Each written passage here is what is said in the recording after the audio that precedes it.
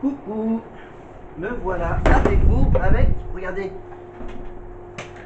allez, je m'approche, voilà, pour vous les montrer, mes nouvelles lunettes, voilà,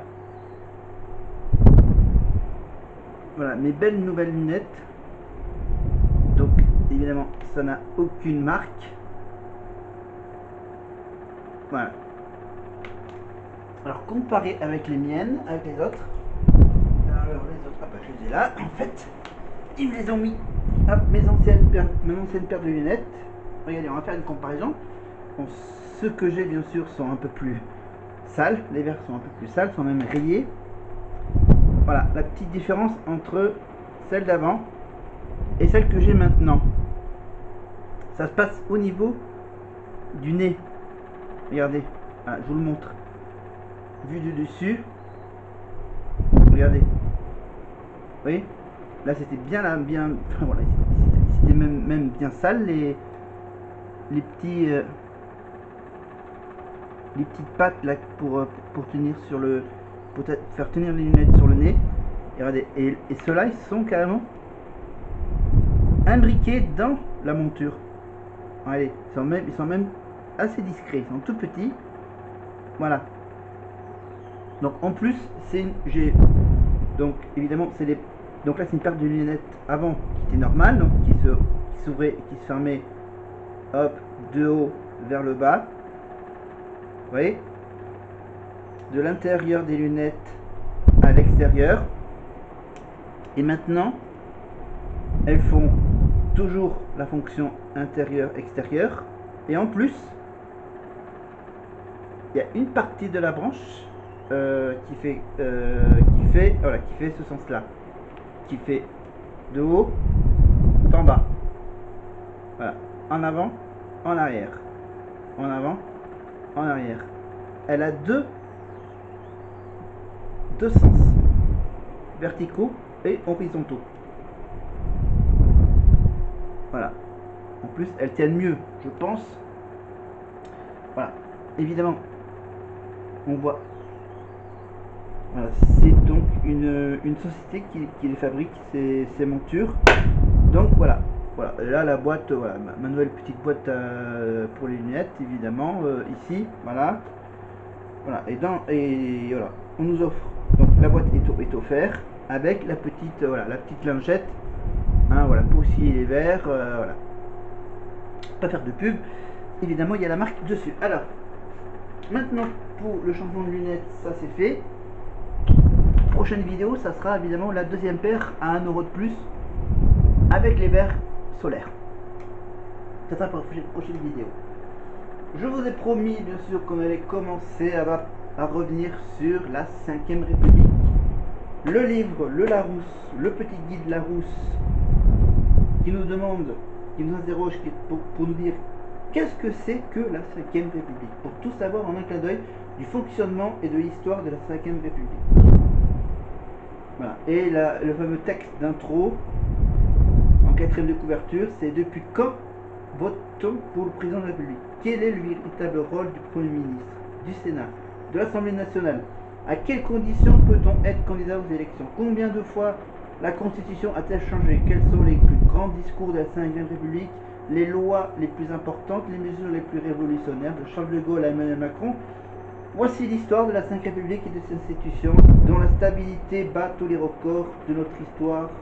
Découvrez ses rouages, les grands hommes et les grandes femmes qui l'ont écrite, ses temps forts et ses valeurs essentielles. La politique n'aura jamais été aussi passionnante. Voilà, tout ça grâce à un historien et maître de conférences en histoire contemporaine qui a publié plusieurs ouvrages et articles sur l'histoire de France, édition Larousse donc. Laurent Avezeau. C'est quoi la 5ème République? Et bien c'est ce que je vais vous raconter par petits chapitres. Le chapitre du jour s'intitule Le Premier ministre. Ah, je suis plus beau comme ça. Déjà avec les cheveux rasés, assez courts, et avec cette nouvelle paire de lunettes. Voilà. Alors, le Premier ministre est sans doute appelé la deuxième tête. Je lis le texte. La Ve République n'est pas taillée pour un exécutif à deux têtes. Nommé par le président de la République, le Premier ministre propose à celui-ci les membres présentés de son gouvernement, mais c'est le président qui les nomme. Il pèse moins que son devancier de la Quatrième République, qui portait le titre plus assuré de président du Conseil, et qui donnait l'impression que celui de la République était confié dans les missions d'inaugurer les chrysanthèmes.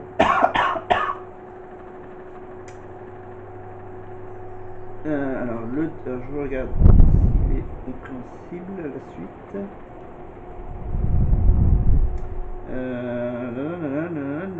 Ok. On passe au sujet de l'entente cordiale. De l'entente cordiale à la dissension ouverte. Il est toujours difficile pour un Premier ministre d'assumer sa spécificité. Au moins, en temps de cohabitation, l'antagonisme est-il inscrit dans l'écart de conviction, qui n'exclut pas le respect mutuel que parvient à gagner Jacques Chirac, le même président, alors que celui-ci aura des rapports exécrables avec Michel Rocard, de 88 à 91. Voilà. Je rappelle que Jacques Chirac était quand même ministre pendant 2 septennats, de 1986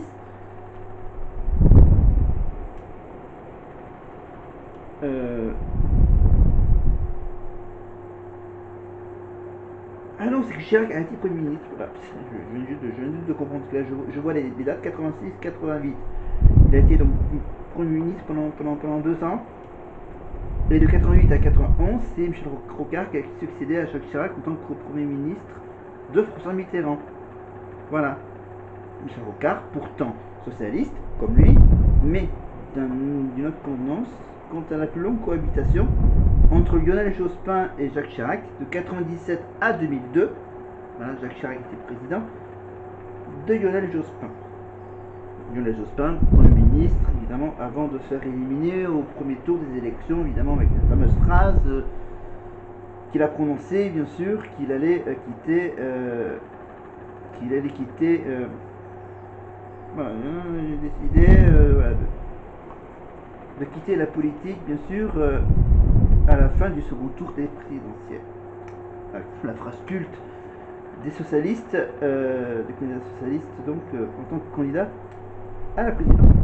Mais on revient bien sûr au sujet de ce fameux de l'ombre du président. Et oui, l'alignement du quinquennat sur la législature a pratiquement annihilé tout risque de tandem politique antagoniste. Le début du XXe siècle, même si j'ai des lunettes, bon, j'ai toujours ces petits problèmes. Le début du XXIe siècle voit le retour à une pratique gestionnaire de Premier ministre à la limite de l'insipidité qui semble se borner à répercuter l'impulsion présidentielle. Jean-Marc Ayrault, de 2007 à 2009, et François Fillon a été Premier ministre de 2002 à 2007. Voilà, c'est pas trop bien expliqué en fait l'histoire. Hein? Bien. On va faire une phrase. Voilà. À chaque fois, il y aura la petite phrase du jour, la petite phrase politique, les grandes phrases de la Ve République, bien sûr, et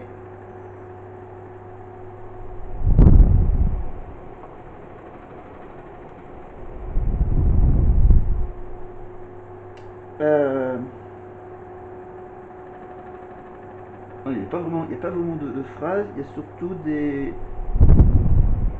Ah d'accord, c'est les grandes phases. Oh, je suis nul à la lecture, moi c'est marqué en gros les grandes phases de la Ve République.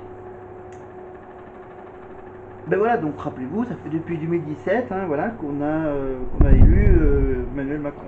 Voilà, en 2017, c'est l'élection surprise le plus jeune président de la Ve République, évidemment Emmanuel Macron, 39 ans.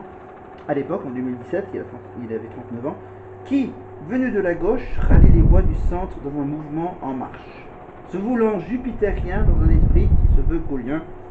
il ne parvint pourtant pas à atténuer les clivages de la société française. Et on va revenir, donc après cette petite partie en marche, on va parler de cette fameuse démission de 1965-67, par là. Après les alertes des présidentielles de 1965 et des législatives de 1967, Charles de Gaulle, le général, est surpris par la crise de mai 68, la fameuse crise de mai 68, et il démissionne en 1969 suite à l'échec d'un référendum sur lequel il avait engagé sa fonction. Ça peut être une idée pour Manu de faire un référendum. Mais il a fait ce référendum après mai 68. Oula, pardon. Après mai 68, donc mai 68. Donc les alertes des présidentielles de 65 et 67. 65-67. D'accord? Donc c'est comme... Est-ce qu'il va se passer la même chose qu'en 68? En 2024? Automne 2024. Ah ouais. Il est pas con. Mélenchon est pas con. Je dis que Mélenchon est pas con. Ah oui, le plan de Mélenchon, c'est de faire le nouveau mai 68. Je lance un pari, hein. Je lance un défi. Sauf qu'on va le faire en septembre 2024. Voilà. Au lieu de le faire pendant le printemps, on le fera pendant l'été. Pendant l'automne. Voilà. Parce que je vous rappelle, le 7 septembre, grosse manif, qui sera peut-être le nouveau mai 68 du 21e siècle. C'est dingue. C'est dingue. Moi, je vous fais un pari. Grosse manif le 7 septembre. Le 14, Manu, il lance un référendum. Une semaine plus tard, défaite au référendum et deuxième démission d'un président de la République après 1968, après Charles de Gaulle. Je lance une imagination, un scénario idéal. Pour qui? Pour la gauche. Voilà. Manu, il veut pas d'un ministre de gauche. Il veut pas un programme de gauche.